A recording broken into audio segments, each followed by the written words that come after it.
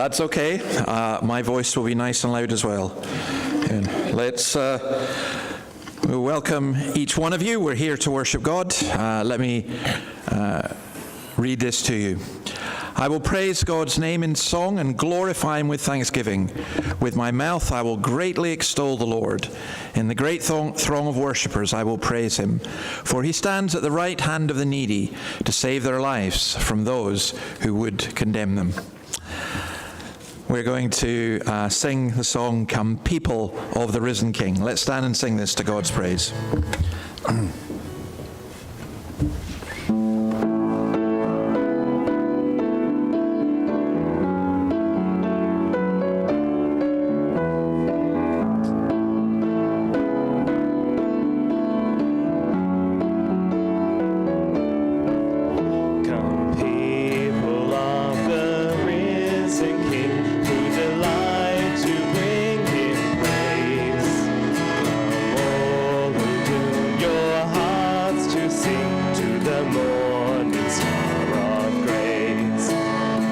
Shifting shadows of the earth, we will lift our eyes to him.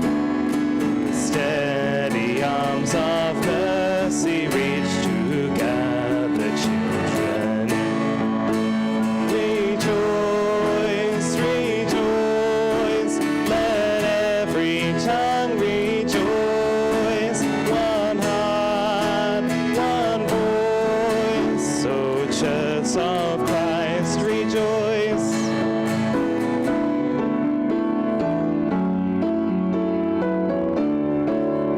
Come those whose joy is morning sun, and those weeping through the night. Come all and tell of battles won, of those struggling in the fight. For his perfect love will never change, and his mercies never cease, but follow us through all our days with the certain hope of peace. Rejoice, rejoice, let every tongue rejoice. One heart, one voice, O Church of Christ, rejoice.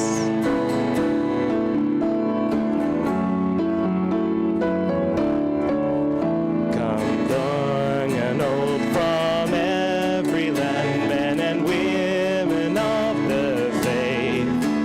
Come those with full or empty hands, find the riches of his grace. Over all the world his people sing, shore to shore we hear them call. The truth that cries in every age, our God is all in all. Rejoice, rejoice, let every tongue rejoice. One heart, one voice, so Church of Christ, rejoice.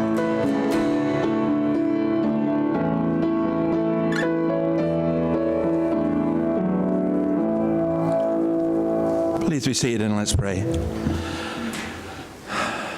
Lord, we ask your blessing upon us as we come to worship you.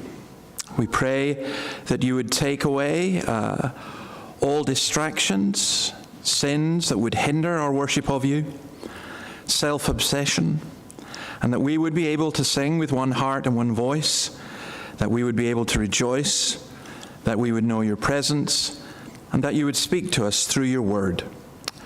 We come to you and we confess our sins. We'll pray the words up on the screen there.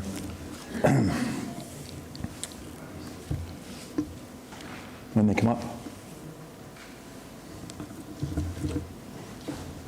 Let's say these words together. You asked for my hands that you might use them for your purpose. I gave them for a moment, then withdrew them, for the work was hard. You asked for my mouth to speak out against injustice. I gave you a whisper that I might not be accused. You asked for my eyes to see the pain of poverty. I closed them, for I did not want to see. You asked for my life, that you might work through me. I gave a small part, that I might not get too involved.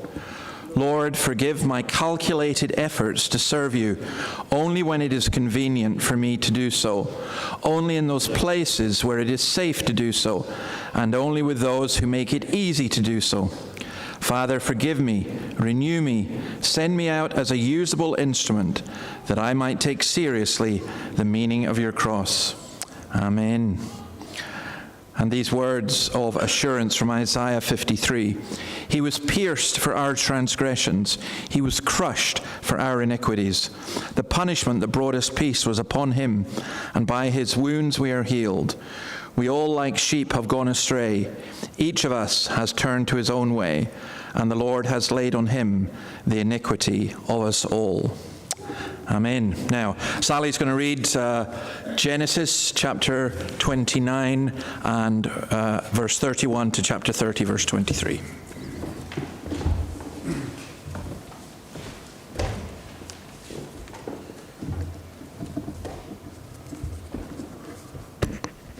And you'll find this on page 29 in the Pew Bibles.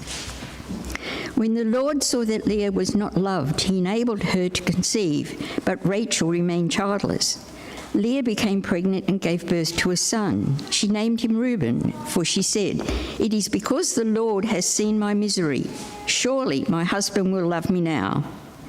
She conceived again, and when she gave birth to a son, she said, "Because the Lord has heard that I am not loved, he gave me this one too." So she named him Simeon. Again she conceived, and when she gave birth to a son, she said, "Now at last my husband will become attached to me, because I have borne him 3 sons." So he was named Levi. She conceived again, and when she gave birth to a son, she said, "This time I will praise the Lord." So she named him Judah. Then she stopped having children. When Rachel saw that she was not bearing Jacob any children, she became jealous of her sister. So she said to Jacob, "Give me children, or I'll die." Jacob became angry with her and said, "Am I in the place of God, who has kept you from having children?" Then she said, "Here is Bilhah, my servant. Sleep with her so that she can bear children for me, and I too can build a family through her." She gave him her servant Bilhah as a wife. Jacob slept with her, and she became pregnant and bore him a son. Then Rachel said, "God has vindicated me. He has listened to my plea and given me a son." Because of this, she named him Dan. Rachel's servant Bilhah conceived again and bore Jacob a second son. Then Rachel said, "I have had great struggle with my sister, and I have won." So she named him Naphtali. Then Leah saw that she had stopped having children, so she took servant Zilpah and gave her to Jacob as a wife. Leah's servant Zilpah bore Jacob a son. Then Leah said, "What a great fortune!" So she named him Gad. Leah's servant Zilpah bore Jacob a second son. Then Leah said, "How happy am I? The women will call me happy." So she named him Asher. During wheat harvest, Reuben went out into the fields and found some mandrake plants, which he brought to his mother Leah. Rachel said to Leah, "Please give me some of your son's mandrakes." But she said to her, "Wasn't it enough that you took away my husband? Will you take my son's mandrakes too?" "Very well," said Rachel. "He can sleep with you tonight in return for your son's mandrakes." So when Jacob came in from the fields at evening, Leah went out to meet him. "You must sleep with me," she said. "I have hired you with my son's mandrakes." So he slept with her that night. God listened to Leah, and she became pregnant and bore him a 5th son. Then Leah said, "God has rewarded me for giving my servant to my husband," so she named him Issachar. Leah conceived again and bore Jacob a 6th son. Then Leah said, God has presented me with a precious gift. This time my husband will treat me with honour, because I have borne him 6 sons. So she named him Zebulun. Sometime later she gave birth to a daughter and named her Dinah. Then God remembered Rachel. He listened to her and enabled her to conceive. She became pregnant and gave birth to a son and said, God has taken away my disgrace. Amen.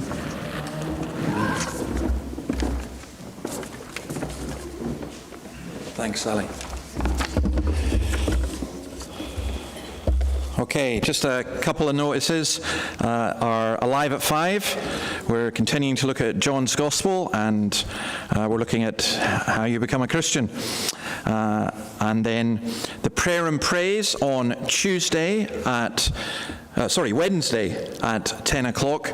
It was good last week to have a piper and a drummer waking up Hamilton, so that was really good. But the most important thing, of course, was coming together to pray. So if you are around and you would like to come to that, feel free to do so. And then Peter Newey has to go and have something done to his eye, and he's looking for someone to give him a lift on Tuesday morning about 9:45. He said it'll be for about 1 hour, and if anyone is able to help with that, please do let me know.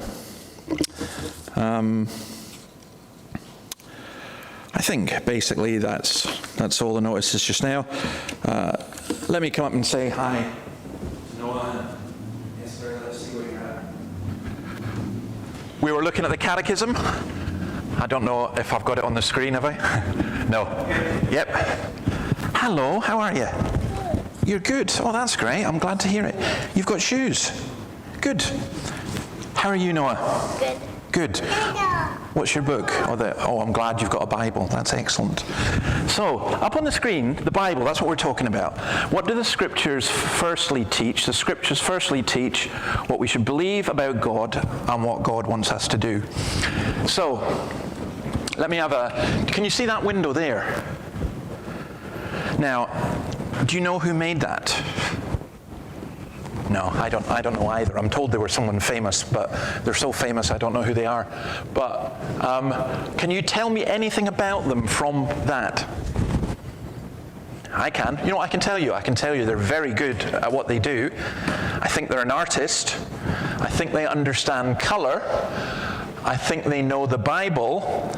In fact, there's quite a lot we can learn from what someone makes. So do you ever do any drawing? Or painting, yeah? I mostly paint. You mostly paint. Are you good at painting? Yeah? I mostly draw. You mostly draw, okay. Can you draw? Yes, you can draw too. So if you showed me a drawing, I could learn things about you from your drawing. You can learn a lot that way. But one of the other ways you write, can you write yet? Yeah, you learn that at school. And when you write a letter, you can tell people about yourself. They know things about you. Well, what God has done is he's given us this book, and he's got 2 main things he wants to tell us. The first one is who he is, because that's how we know who he is. We can look at the things he's made, like we look at that stained glass, and we can look at the beautiful, you live in a beautiful place, don't you? You have trees and everything. We can look at those, we can look at the birds, and we can learn a lot about God. But we don't learn about Jesus from just looking at the trees, and so we need to have the Bible to tell us. So the Bible tells us about God, and then it tells us what we are to do. Like your mum tells you what to do, and your dad, and I hope you do it, don't you? Most of the time. Yeah, most of the time. You do it too, don't you, sweetheart? Yeah? So, what's that? She does it myself. Okay, she does it most of the time. Okay, yeah, most of the time. Well, God tells us what to... We don't know what God wants. And so we've got this book, and it tells us what God wants. So it tells us who God is, and it tells us what God wants. And that's why it's the most important book in the world, and I'm glad you're reading it too. So I'll tell you what, let me just say a wee prayer for the 2 of you, okay? Lord, thank you We pray your blessing upon all the children, all of us here as well. And we pray that we would read your scriptures to find out who you are and to know what you want us to do. In your name, amen. All right, guys, nice to see you.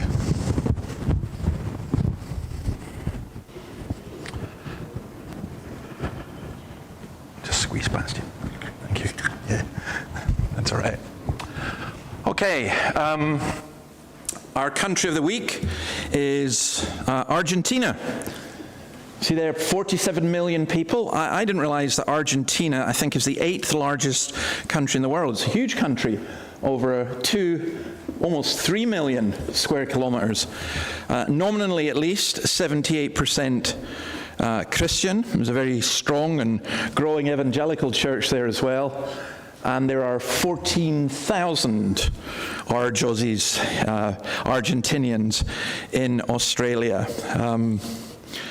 It's a country that's faced and has faced enormous economic difficulty. It's got a new president, and at the moment things seem to be going fairly well.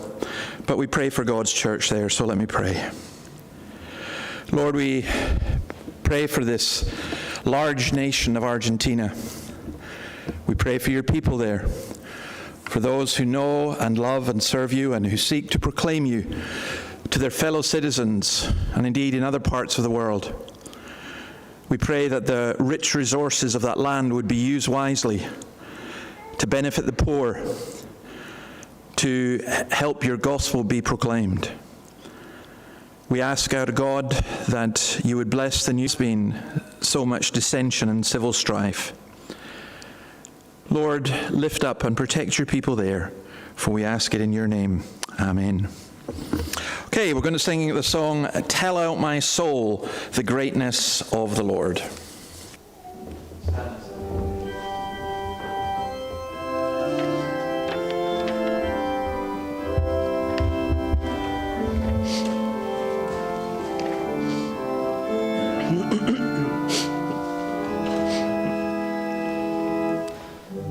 Tell out my soul the greatness of the Lord.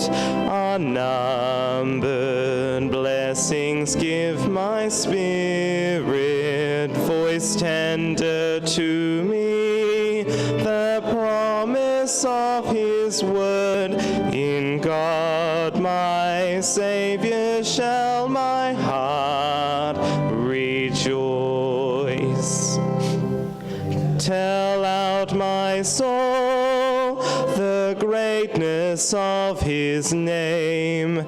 Make known his might, the deeds his arm has done. His mercy sure, from age to age the same. His holy name, the Lord my mighty one. Tell out my soul the greatness of his might. Powers and dominions lay their glory by. Proud hearts and stubborn wills are put to flight. The hungry fed, the humble lifted high. Tell out my soul the glories of his word. Firm is his promise and his mercy sure. Tell out my soul the greatness of the Lord, to children's children's and forevermore.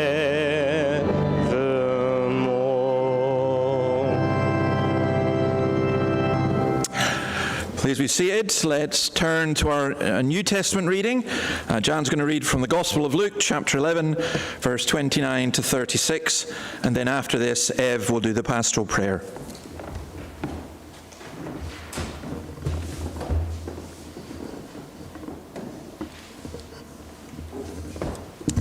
Good morning, everybody. Right. Today's New Testament reading is Luke 11:29-36, and it will be on your Pew Bibles on page 1007. As the crowds increased, Jesus said, "This is a wicked generation. It asks for a sign, but none will be given it except the sign of Jonah. For as Jonah was a sign to the Ninevites, so also will the Son of Man be to this generation. The Queen of the South will rise at the judgment with the people of this generation and condemn them, for she came from the ends of the earth to listen to Solomon's wisdom, and now something greater than Solomon is here. The men of Nineveh will stand up at the judgment with this generation and condemn it. For they repented at the preaching of Jonah, and now something greater than Jonah is here. No one lights a lamp and puts it in a place where it will be hidden, or under a bowl. Instead, they put it on its stand, so that those who come in may see the light. Your eye is the lamp of your body. When your eyes are healthy, your whole body is full of light. But when they are unhealthy, your body also is full of darkness. See to it then that the light within you is not darkness. Therefore, if your whole body is full of light and no part of it dark, it will be just as full of light as when a lamp shines its light on you." This is the word of the Lord. Amen.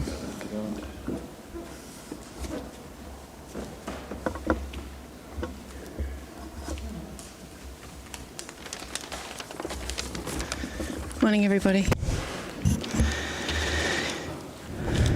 Let us come together in prayer. Our gracious and loving God, we come before you with hearts filled with reverence and awe. You are the Alpha and the Omega, the beginning and the end, the King of kings and the Lord of lords. Your majesty and splendour fill the heavens. The earth and all creation declares your glory. You alone are the true and living God, and we praise your holy name. We thank you for your mercy and your grace that you show to us. Please forgive us when we come against your will and we do things our own way. We thank you for your faithfulness to us, and we come to you with expectant but humble hearts. We believe by faith, and we ask you to hear our cries of intercession. We bring before you those in our congregation who are unwell.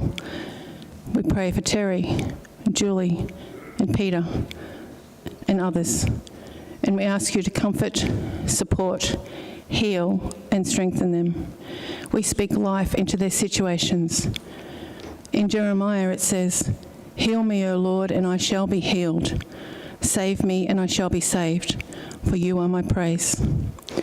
We declare your healing over sickness, pain, and disease. Bring your healing touch in these circumstances. We pray for those who are no longer able to be here in person, that you would be beside them and they would experience your presence. We pray for those struggling with mental health concerns. May they sense your overwhelming peace in their situations, and we ask you to draw close to them. We pray for those facing challenges in work, financial pressures, addictions, grief and loss, broken relationships, and other forms of hardship, and we ask you to lead them to a brighter future. We pray for leaders in our communities. May they lead, demonstrate, and declare your truth in the positions that they hold. We pray for our schools, particularly those that teach your truth, and may that truth remain in our schools' educational curriculum. We pray for protection over the teachers and students who proclaim your word. May they stand firm against the pressures that come against them. We pray for those who teach SRE in secular schools. May they also be protected, and would you lead and guide them as they bring your words to young, innocent minds. Help the younger generation to receive it, and may your truth remain with them. We cry out restoration for our families, our friends, our churches, our communities, our nation, and the nations of the world. We pray that hidden agendas will be exposed and the light of your truth will break through the darkness.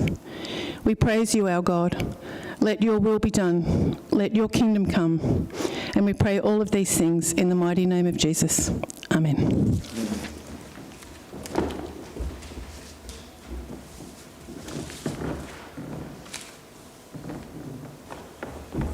Okay, we're going to sing, before we turn to God's Word, from the book of Psalms. I'm going to sing Psalm 67. Let's stand and sing to God's praise.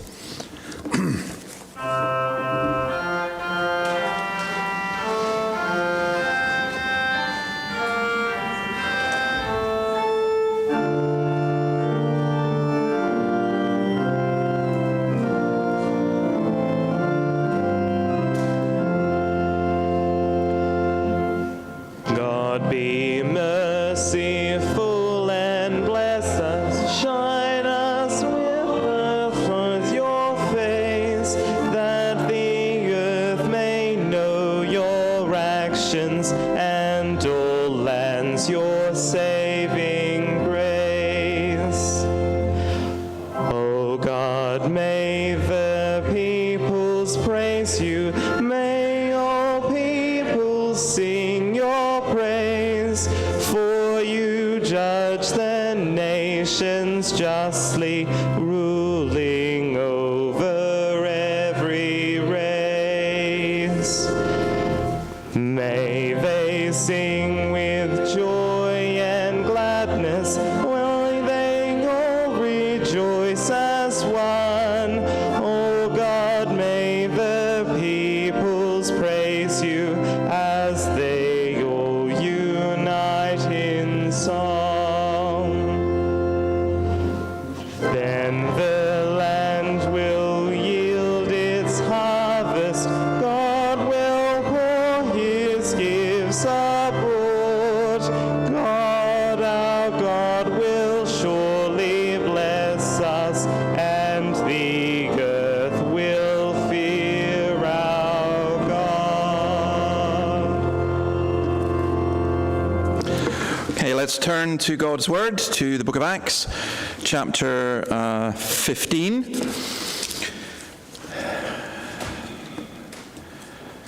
And we're going to look at a passage that you might think it sounds really dull in many ways. It's entitled in the NIV, The Council at Jerusalem.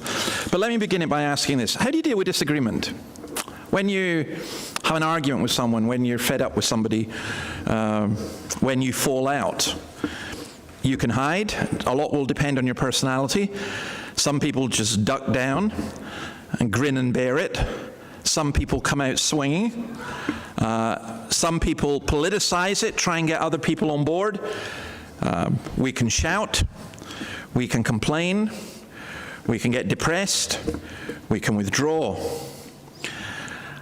And that is also true within the church, because the problem is, in the church we have this great and beautiful gospel, this great news, and sometimes those who preach it and believe it fall out with each other and behave exactly the same as those in the world. So you come in here, you're not a Christian, you hear about this wonderful gospel, and then you observe the way that sometimes Christians treat one another, and you think, well, I'm out of here because this obviously is not real.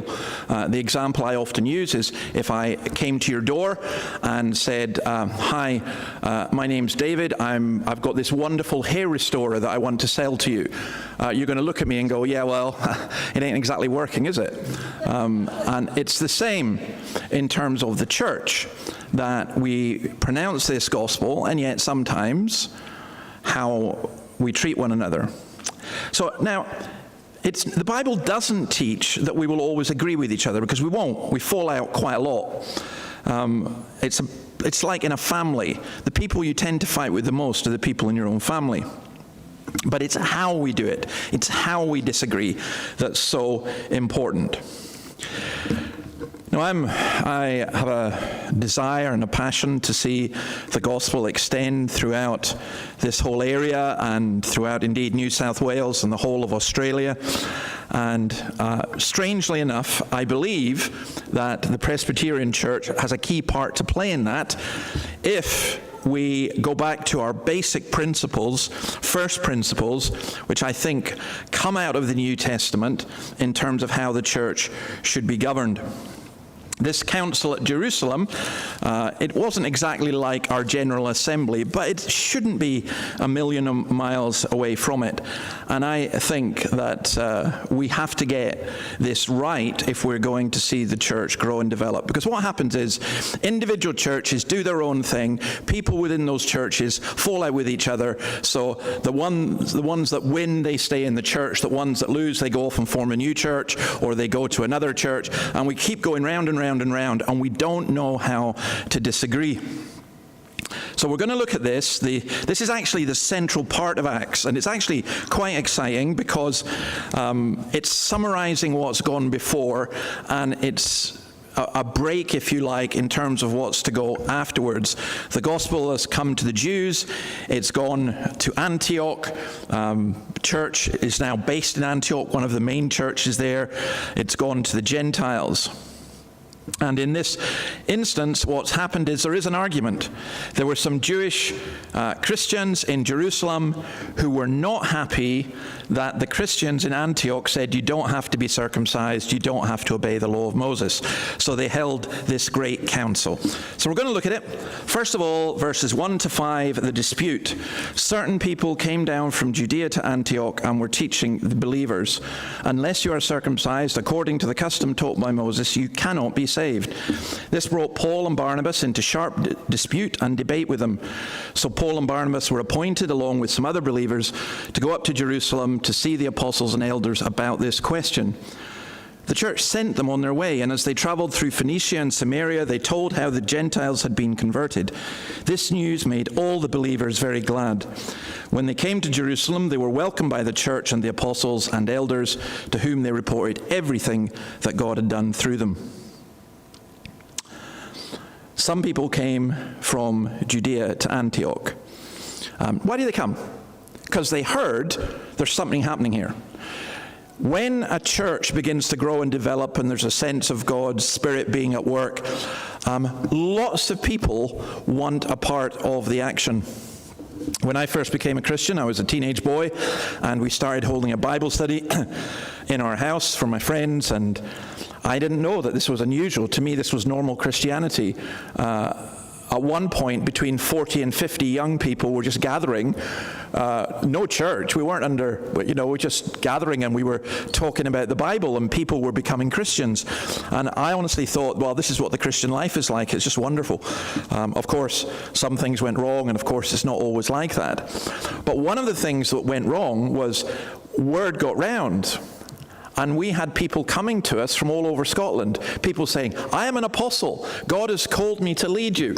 People coming from different churches. And I think that's what's happening here, that they were coming up and they were saying, right, now we want to make sure you get this right, and this is what you have to do. And you have to be circumcised. And it says that there was a sharp dispute and debate with them.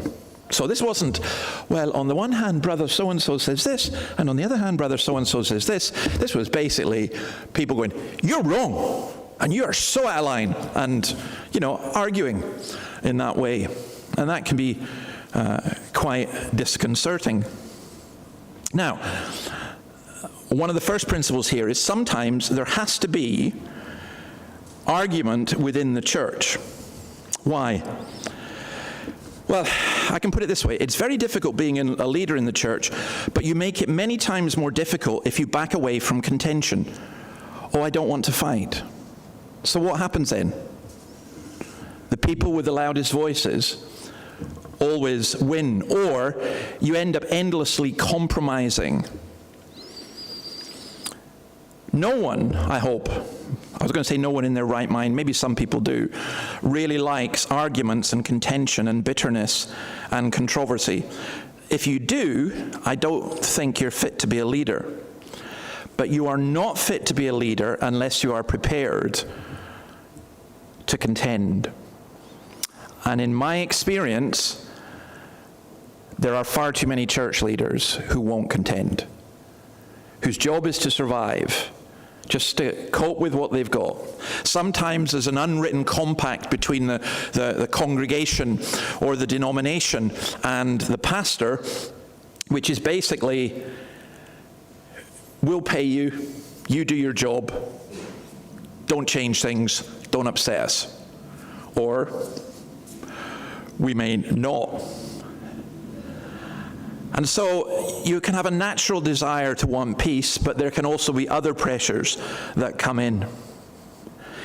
If you continually often seek to please people, if you play politics and go behind people's back and rely on committees and other people to do the job for you, if you do backdoor deals, then you're going to end up in a lot of trouble. This is very clear here. Things must be dealt with openly. And the dispute as well was, there was a problem in the sense of with breaking bread. Now, in Galatians 2, which I think is a commentary on this passage or a description of this passage, Paul writes, when Cephas, that is Peter, came to Antioch, I opposed him to his face because he stood condemned. So Peter had come up to Antioch, and Paul opposed him directly. For before certain men came from James, he used to eat with the Gentiles. But when they arrived, he began to draw back and separate himself from the Gentiles, because he was afraid of those who belonged to the circumcision group. The other Jews joined him in his hypocrisy, so that by their hypocrisy, even Barnabas was led astray. Now, you can imagine the scene, you can imagine the situation, and how difficult this must have been. It was a major dispute between leaders in the church, and Paul's right-hand man, Barnabas, had even gone along with it. We'll come on to something more about that dispute in a moment, but notice also they reported what God had done. And notice that as they did that, people rejoiced, but some of the Pharisees demanded that the Gentile converts be circumcised and obey the law of Moses. And here's why there was a problem there, and here's what happens with us.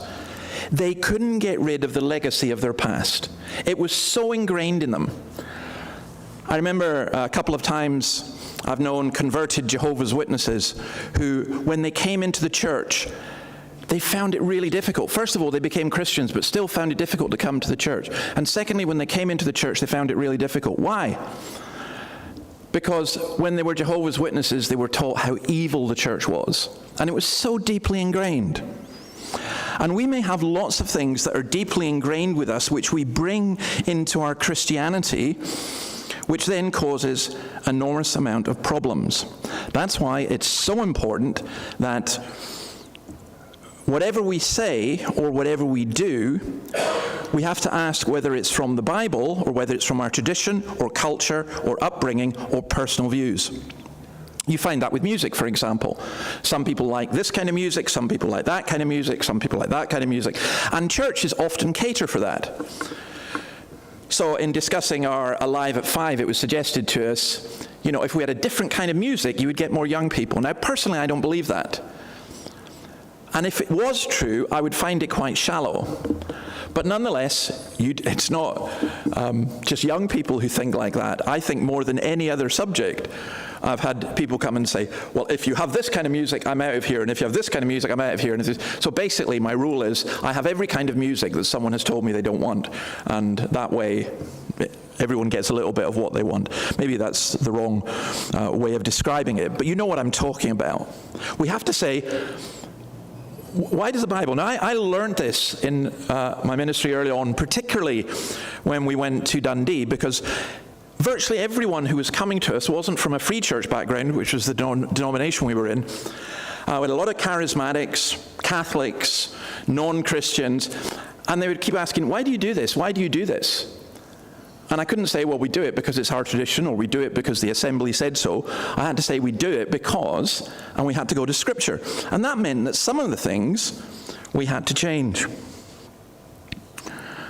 I think it's a very good thing for us to remember that there's something of the Pharisee in every one of us.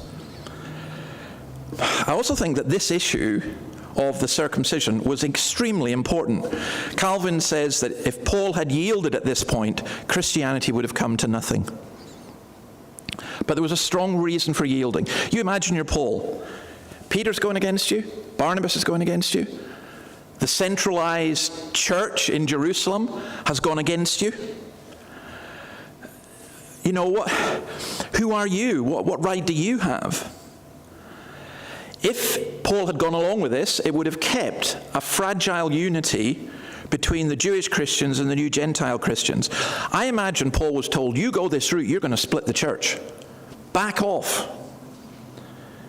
But the trouble is, it would absolutely limit future mission work.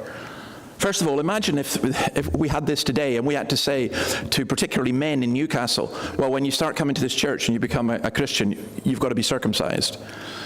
It's not exactly a big selling point for a lot of people.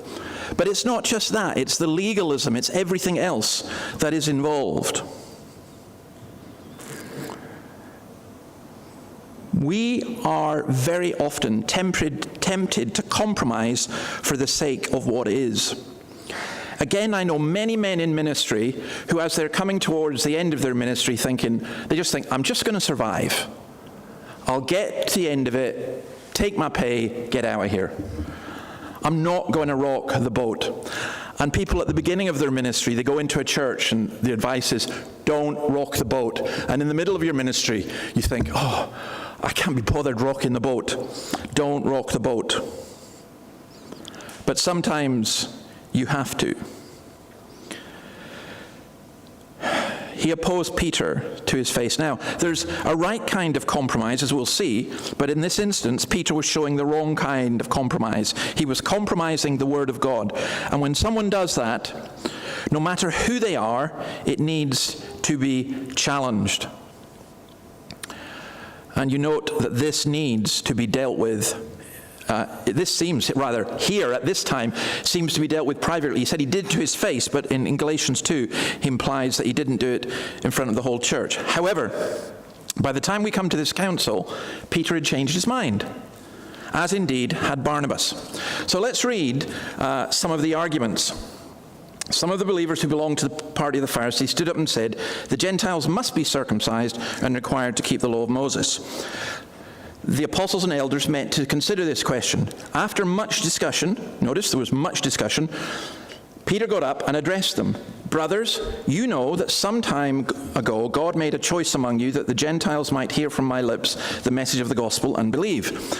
God, who knows the heart, showed that he accepted them by giving the Holy Spirit to them just as he did to us. Now, we've been reading all about that before in our earlier look at Acts. He did not discriminate between us and them, for he purified their hearts by faith. Now then, why do you try to test God? By putting on the necks of the Gentiles a yoke that neither we nor our ancestors have been able to bear. No, we believe it is through the grace of our Lord Jesus that we are saved, just as they are. So Peter, first of all, argues from experience. Now, just think about carefully what's happening here. Paul had blasted Peter. I mean, he had. He had stood and said, you are way out of line. You are going against the gospel. You are betraying Christ. And Peter is a bit of a hothead. I don't know, they probably had a blazing argument, but at this point, Peter comes, and you know what he could have done? He could have borne a grudge against Paul. He could have said, I'm going to appeal to the Jewish party, which is probably the biggest group, and I'll get my revenge on Paul. But he didn't. And here's another really important thing in terms of how we disagree with one another. Personal grievances make bad policy. Don't just go along with people you like. When someone behaves badly to you, sometimes they can still say something that's right. Don't allow personal grievances to come in. And if you say, oh, I'm not the kind of person who ever has personal grievances, I would say two things. One, you either don't know yourself, or two, you've forgotten yourself, because we all do. Peter appeals to experience. He refers back to the conversion of Cornelius. He refers back to the giving of the Spirit. Incidentally, verse 7, notice how Alec Mottier, a commentator, says that Peter sums up what preaching is in verse 7. He says he describes the task of preaching through my mouth. God made known through my mouth.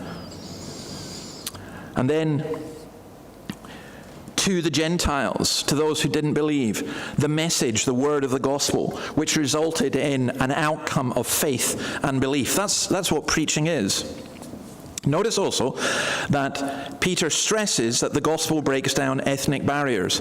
Now, Paul had already said to him, you're a coward, you're backing off, you know this is right, you know we're not supposed to be divided, but you're going along with this group because you're scared of them. And now he stands up in front of the whole assembly and, if you like, corrects all of that. He also says that the gospel changes people's hearts. That's what he's saying. So to seek to impose the law on the Gentiles was to test God. Because Peter says God came, God worked in these people, God gave them the Holy Spirit, and now you want us to go back? Are you wiser than God? And again, sometimes in the church we act like that. We think, well, this is what the scripture says, but it doesn't really fit well with modern society. Or I don't like this.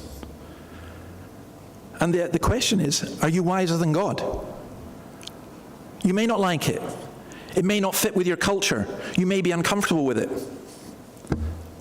That's the way it is. Both Jews and Gentiles here are to be saved through belief in Christ, not through observing the law. Now, in Galatians 2, verse 16, he said this to Peter. We know that a person is not justified by works of the law, but through faith in Jesus Christ. So we also have believed in Christ Jesus, in order to be justified by faith in Christ and not by works of the law, because by works of the law no one will be justified. Paul must have been sitting in this assembly absolutely thrilled that Peter was repeating his words. You'll notice also just in Peter's thing, there's so much in this, but in Peter's thing, there's this great emphasis on unity. The theme is of, us, them, we, they. These words are always repeated, and he's saying, we are one in Christ Jesus. We are united in Christ Jesus. We cannot allow social divisions or ethnic divisions or personal divisions to come in. So that was Peter. Then Barnabas and Paul, verse 12. The whole assembly became silent as they listened to Barnabas and Paul telling about the signs and wonders God had done among them, among the Gentiles through them. So you imagine the scene. There's a big discussion.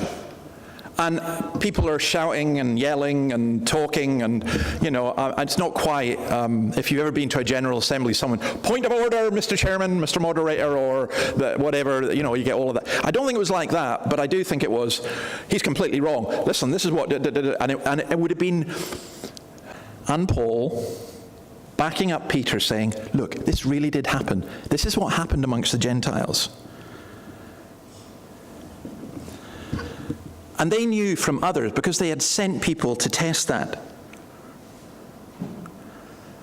And that, again, is something else. That we do argue from Scripture, but we talk about how God has been at work as well. And then the third argument comes from James, verses 13 to 21. When they finished, James spoke up. Brothers, he said, listen to me. Simon has described to us how God first intervened to choose a people for his name from the Gentiles. The words of the prophets are in agreement with this. As it is written, after this I will return and rebuild David's fallen tent. Its ruins I will rebuild, and I will restore it, that the rest of mankind may seek the Lord, even all the Gentiles who bear my name, says the Lord, who does these things known from long ago. It is my judgment, therefore, that we should not make it difficult for the Gentiles who are turning to God.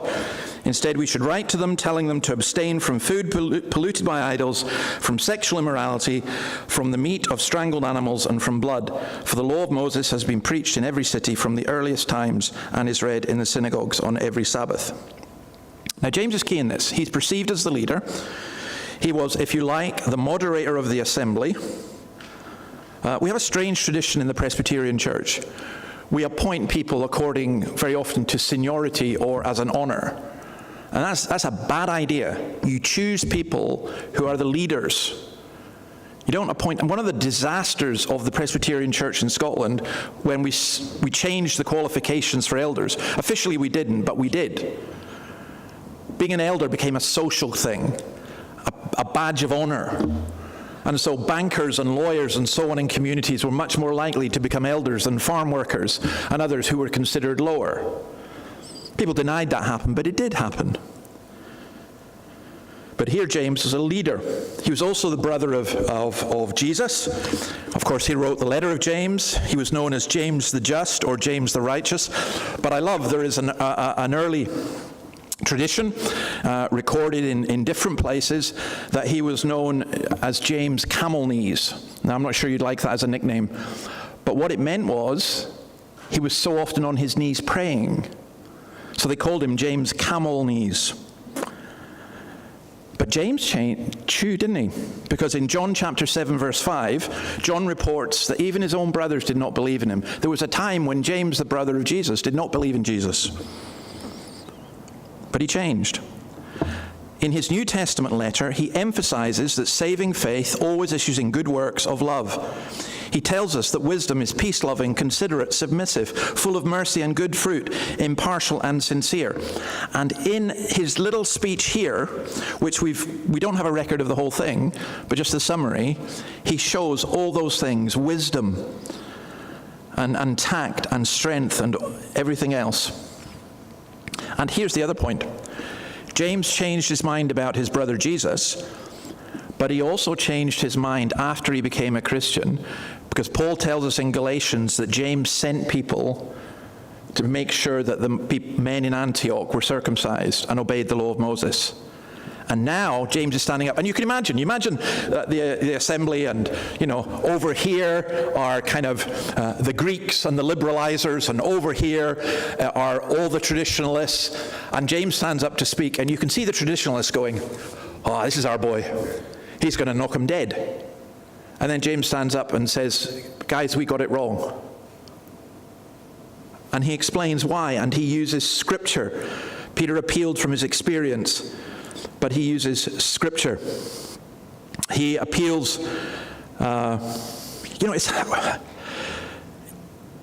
it's always good to be prepared to change your mind when faced with the evidence from the scriptures and the reality of real life.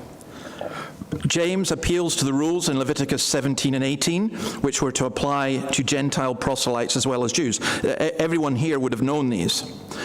4 things mentioned: idols, unchastity, meat killed by strangling, and blood.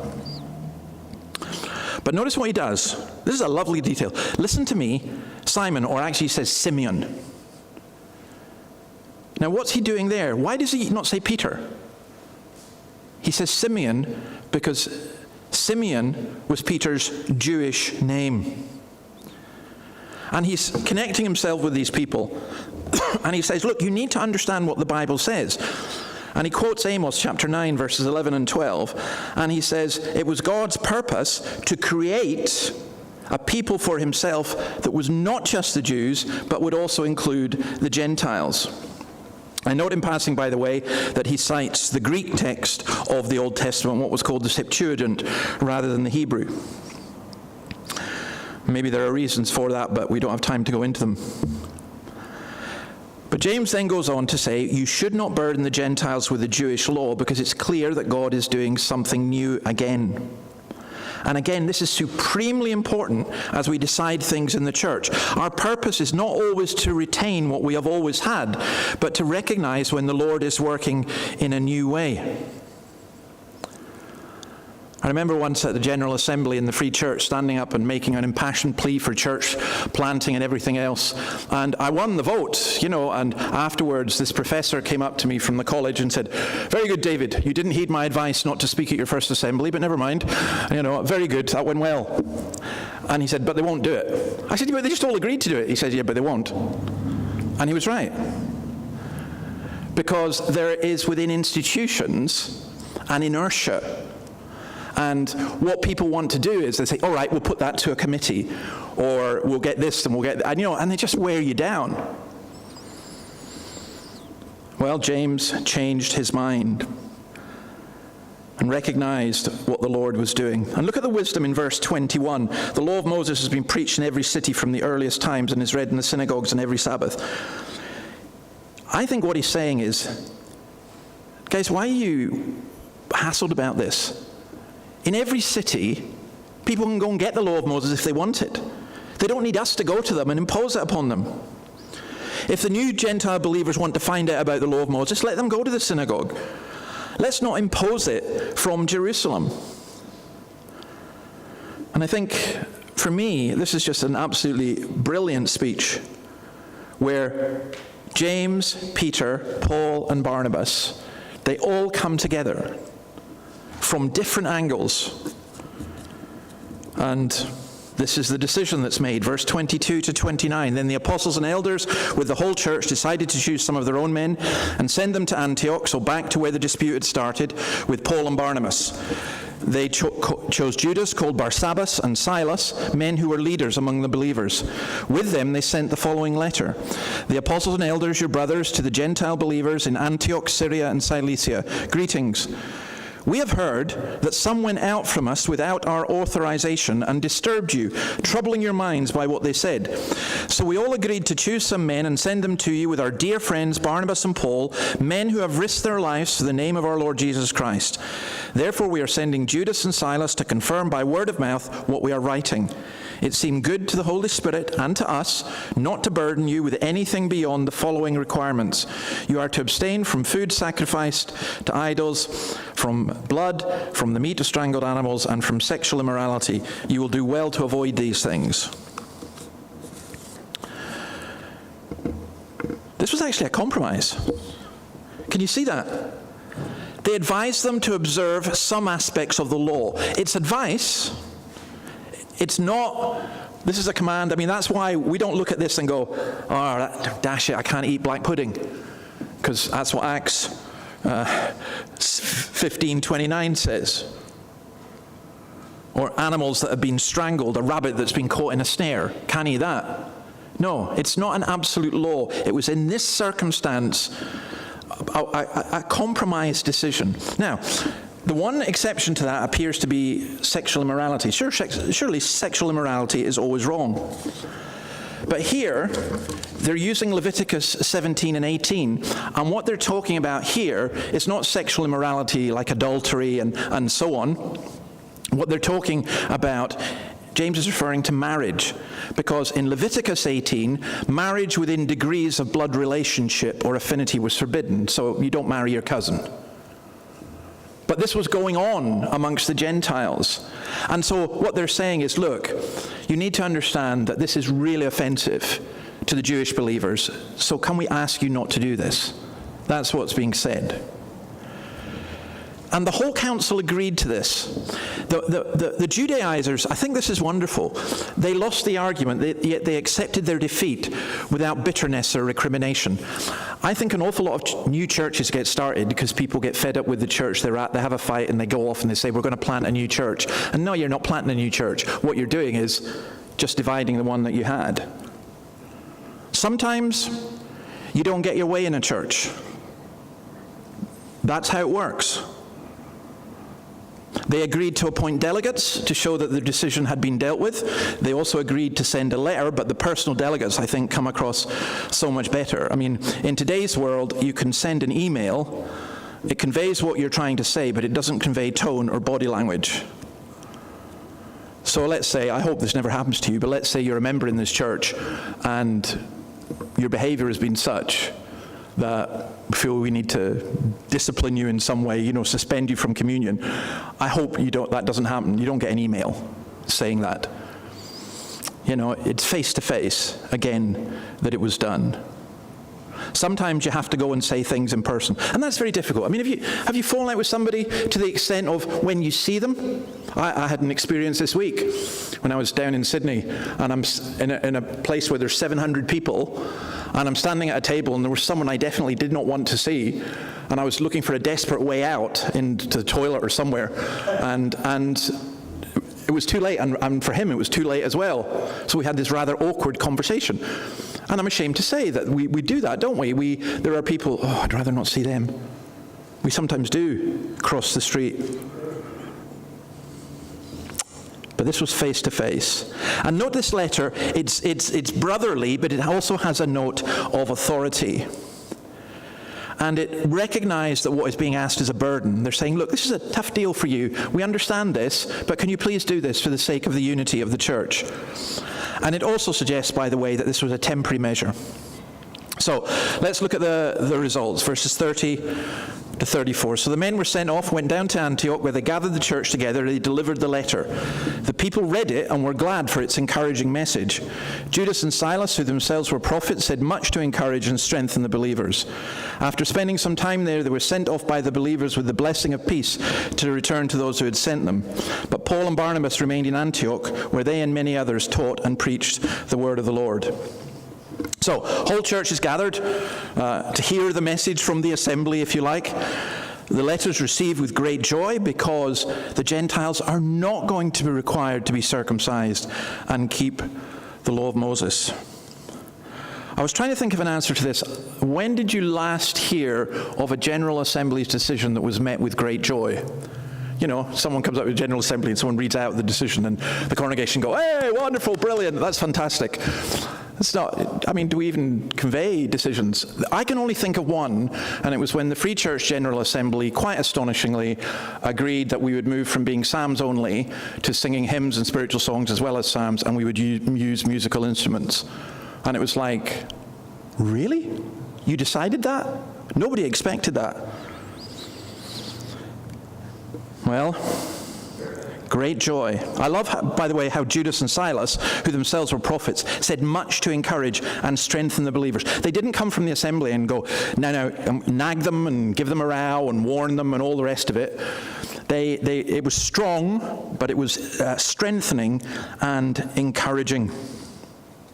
C.H. Spurgeon says this, I am quite sure that the best way to promote union is to promote truth. It will not do for us all to be united together by yielding to one another's mistakes. It's a dreadful thing that happens in churches, and especially Presbyterian churches, because people cover over, we can't afford to offend this person, we can't afford to offend that group. No, you teach what is in the Scripture without fear nor favor, and you don't do all the party deals behind closed doors in committees and elsewhere. We promote what is true. Now, there's an important caveat from that, and I'm going to do something I don't often do. I'm going to quote from the Westminster Confession. I think it will come up. And it's about freedom of conscience. We are not to make issues of conscience issues that are mandatory in church. So let me give you some examples. Should you take a COVID vaccine? Some of you, absolutely you must. Others, absolutely not. It's a plot of the devil. Should you vote for a particular political party? Who should be the main breadwinner in the house? Should you be a vegetarian?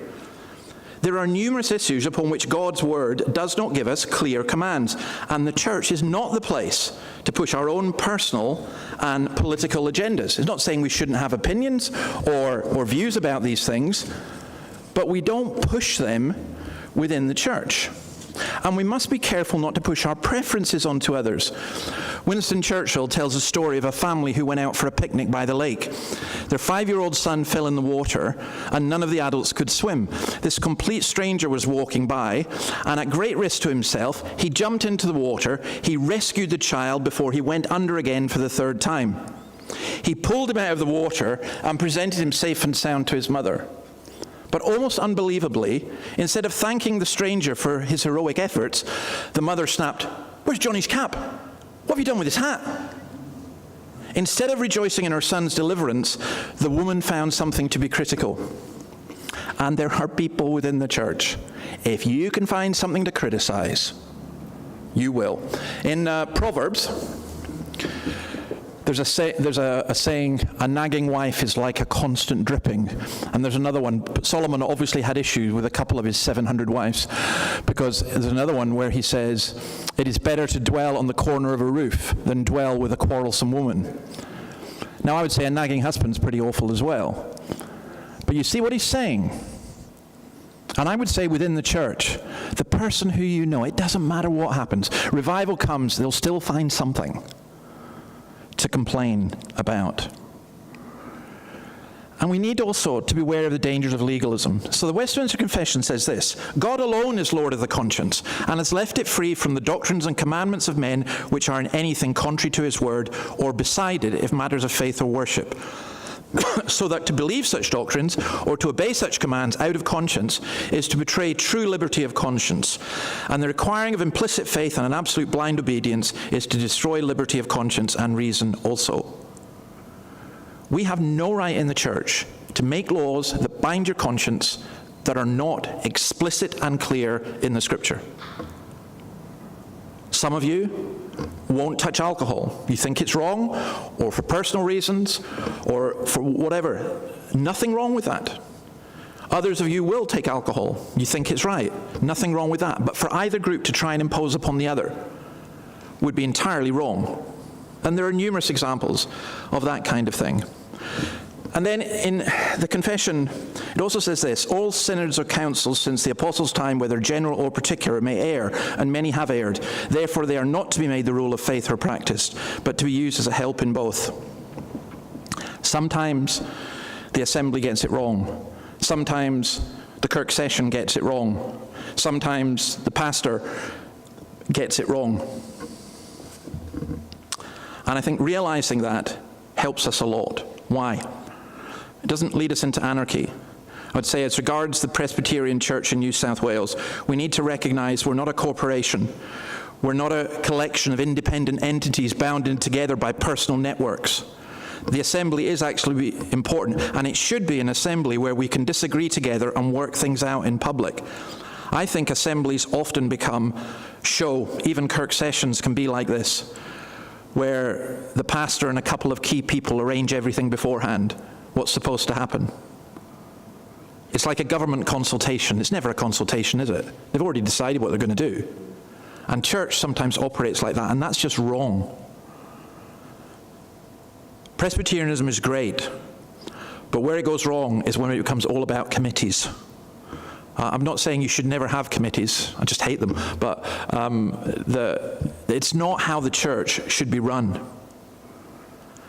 And you get regulations that tie up and prevent any serious discussion. That is not the New Testament church. The New Testament church is run by principle and people and the power of the Spirit, not by endless rule upon rule upon rule and regulations. You'll notice also that there's unity and diversity. The Antioch church was not to be compelled to live like the Jerusalem church, and the Jerusalem church was not to be compelled to live like the Antioch church.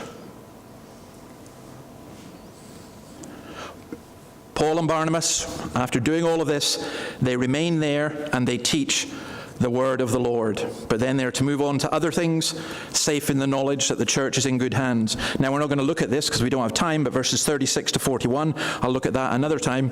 Paul and Barnabas fall out. So you can have a good system, you get some things right, but you will also get things wrong.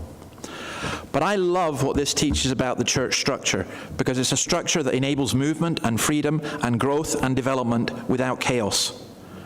The church always needs to preserve the message of the gospel that salvation is by grace alone, through faith alone, in Christ alone. We must always resist every sign of a gospel plus mentality. And I think that this chapter really helps us in structuring things. So yeah, you're going to have disagreements and fallouts, and I guess just to summarize, this is my question of the week: how we handle disputes in church. One man writes this: we should be truly thankful that the council in Jerusalem reached these conclusions. The gospel was at stake. The concerns of the church in Jerusalem were genuine, as were those of the men from Antioch. These men reached a conclusion of charity, adamant where a matter of principle was at stake, charitable where there was none. It is an example of how church business should always be conducted. It's not a matter of principle if you have a cup of tea after the service or not. It's not a matter of principle what you actually have. It's not a matter of principle what time the services meet and all those kind of things. It is a matter of principle if someone goes against what God's word says and we compromise on that in order just to keep them. So, We in this church, I hope and pray, I'm almost beginning to believe that we will grow and we will develop. And as we do, all hell will be let loose and there will be plenty of disagreements. I don't mind, as long as we follow the biblical pattern in how we deal with these things. And I'm going to just say it personally. Never, ever believe something because I, as your pastor, say it. Always go to the Word of God to check that what I'm saying is in the Word of God. And then we must go with what God's Word says.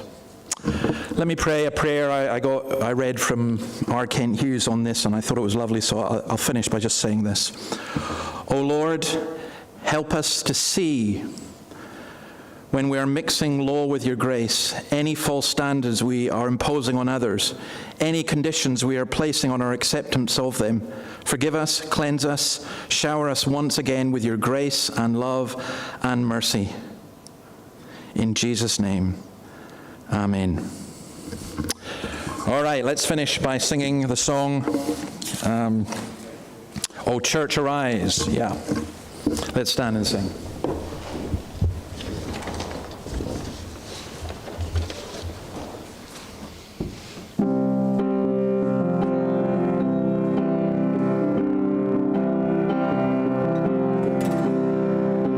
Church, arise and put your armor on. Hear the call of Christ our captain. For now the weak can say that they are strong in the strength that God has given. When shield of faith and belt of truth will stand against the devil's lies, an army bold whose battle cry is love, reaching out to those in darkness. Our call to war, to love the captive soul, but to rage against the captor, and with the sword that makes the wounded whole, we will fight with faith and valor. When faced with trials on every side, we know the outcome is secure, and Christ will have the price for which he died, an inheritance of nations. Come see the cross where love and mercy meet, as the Son of God is stricken. Then see his foes lie crushed beneath his feet, for the conqueror has risen. And as the stone is rolled away, and Christ emerges from the grave, this victory march continues for the day, every iron heart shall see him. So Spirit come, Lord, strengthen every stride, give grace for every hurdle, that we may run with faith within the prize of the Son with good and faithful. And as of old still line the way, retelling triumphs of his grace, we hear their calls and hunger for the day when with Christ we'll stand in glory.